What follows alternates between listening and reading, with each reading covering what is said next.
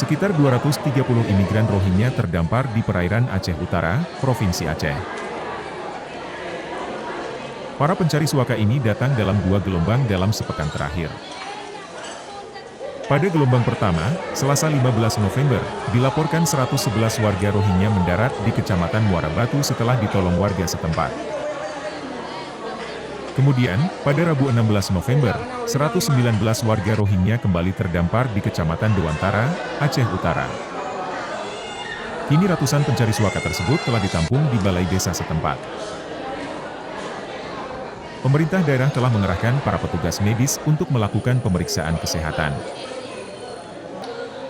Sebelumnya para pencari suaka ini ditolong oleh nelayan setempat setelah kapal yang mereka tumpangi terdampar di perairan Aceh Utara. Tim Liputan Aceh Video.